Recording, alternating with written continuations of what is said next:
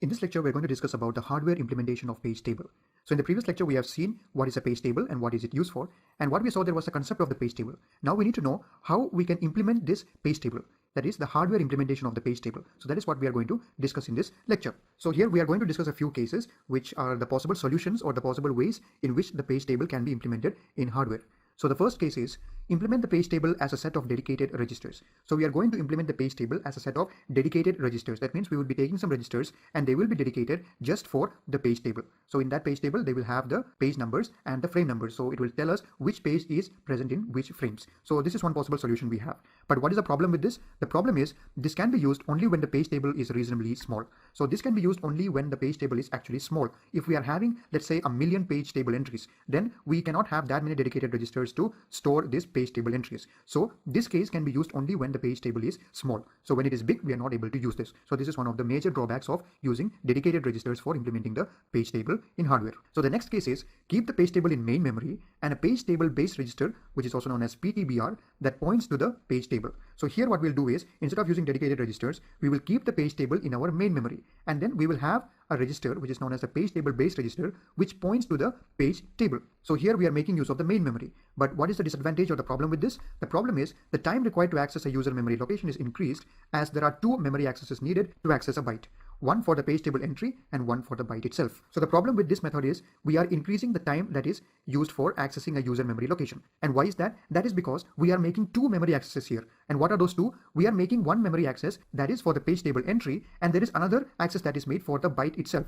So we see that we are doubling our memory access time because we are making two memory accesses. So 2 may seem like a small number, but when this happens for many cases, then what will happen? We see that we are considerably increasing the time by 2 times, which is not at all a good solution. So that is why this case number 2 is also not an efficient solution. So then what can we do? The solution that we have is we will be making use of something known as a translation look-aside buffer, also known as a TLB. So we will be making use of this TLB in order to do the hardware implementation of our page table. So let us see what is this TLB and how it works. So this TLB is an associative high-speed memory which consists of two parts, a key and a value. So this TLB is an associative high-speed memory. So this is the main catch here. It is a high-speed memory and it is having two parts, a key and a value. So what does these do? When the associative memory is presented with an item, the item is compared with all keys simultaneously. If the item is found, the corresponding value field is returned and the search is fast. So what happens is that in this high-speed memory, whenever we pass an item to this associative memory, which is a TLB, that item will be looked up with all the keys that is present in this TLB. And if there is a match,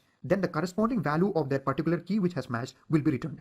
So this is what happens in a translation look-aside buffer or TLB. So let us see how can we make use of this in order to implement our page table. So we'll be discussing the usage of TLB with the page table. So let's see what happens. So the TLB contains only a few of the page table entries. So in the TLB, we will be storing few of the page table entries. So when we say page table entries, the page table entries consist of the page numbers and the frame numbers. That means it consists the information about which page is present in which frame. So we have already discussed about this when we discussed about page table. So a few of these entries will be present in the TLB. We will be keeping only a few. So we will never be keeping the entire entries, but only a few of them will be kept in the TLB or the translation look-aside buffer. Now, when a logical address is generated by the CPU, its page number is presented to the TLB. So when the CPU will be generating a logical address, that page number is presented to the TLB. So we have the page number and we need the corresponding frame number, which is present in the page table entry. So we are expecting that this may be present in the TLB. So the page number is presented to the TLB. And if the page number is found, its frame number is immediately available and is used to access memory. So we know that this TLB is a very fast memory, and in case, let's say that the page number that we just presented to the TLB was actually present in the TLB, then of course the corresponding frame number will also be present and it will be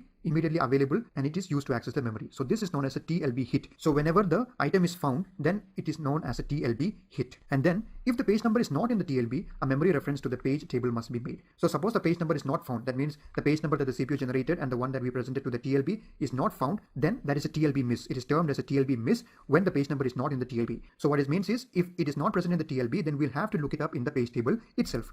And then when the frame number is obtained, we can use it to access the memory. So we will be looking it up in the page table itself, and then we will be getting the frame number for that particular page number, and then we can access that memory.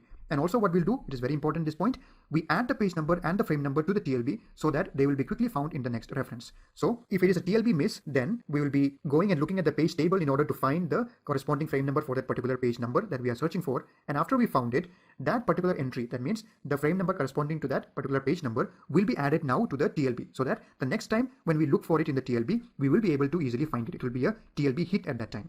So that is what we do. Now here you might be thinking of one scenario. That is, we already said that the TLB contains only a few of the page table entries. So let's say, for example, we are allowed to have 100 entries in the TLB. So 100 page table entries are there, and let's say that all the 100 are filled. And we are looking for some page number now, and we want to see what is the corresponding frame number. So we look it up in the TLB and it is not found in the TLB. Let's say that it is a TLB miss.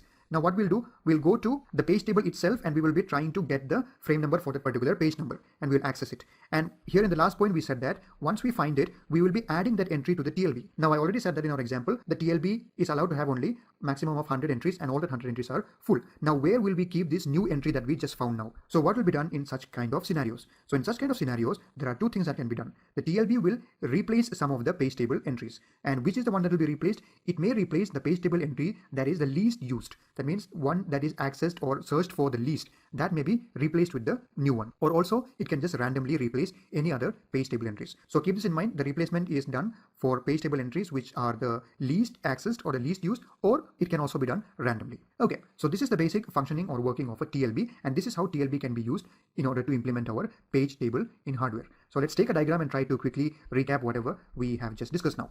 So in this diagram, we see that we are having the TLB here, and we have the CPU here, and we also have the page table and the physical memory over here. So now the CPU generates a logical address, and we need to find where is this logical address present in the physical memory. That means we need to translate this logical address to physical address. And in order to do that, we are going to make use of the TLB now. So this is the hardware implementation. Okay, so let's see how it is done. So as the CPU generates the logical address, we know that the logical address consists of the page number, which is P, and the offset, which is the page offset, which is denoted by D. So first of all, what we will do is we will check if the page number is present in the TLB. So TLB consists of key value pair. So what is the key? Key is the page number, and what is the value? It is a frame number. So for each page number, it will have the corresponding frame number. So suppose it is searching for a particular page number P, and if it finds that it is there in the TLB, we will be looking it up, and if we see that it is present in TLB, then we will directly get the frame number. So it is a TLB hit.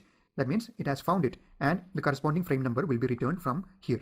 So let's say that F is the frame number and D is the offset. So that same offset is passed over here. So if we combine the frame number and the page offset, we will be able to arrive at the physical address, and that will be accessed in the physical memory. So this is what happens if it is a TLB hit. Okay, so that is the first case. Now in the second case, let's say it is a TLB miss. That means we looked up this particular page number that is generated by the CPU, and we did not find it in the TLB. This page number is not at all present in the TLB. So then what happens? It is a TLB miss. So at that time, we have to make a reference to the page table itself. So what we'll do is we will be looking up the page number P in the page table itself. And from the page table, we'll be able to find what is the frame number, and the frame number will be given here, and combined with the page offset, we'll be able to arrive at the physical address, and we'll be able to access the physical memory. Now, whenever it is a TLB miss, we come to the page table, and once we find the corresponding frame number for that particular page number, then that entry will be stored into the TLB now, so that the next time if we try to search for that same page number, we can get it directly from the TLB. And why are we doing this? Because we want to make use of TLB as much as possible, because it is fast, and this is the best hardware implementation of the page table. So this is a summary of the points that we discussed in the hardware implementation of the page table using a TLB, which is a translation look aside buffer. So I hope this hardware implementation of page table is clear to you. Thank you for watching, and see you in the next one.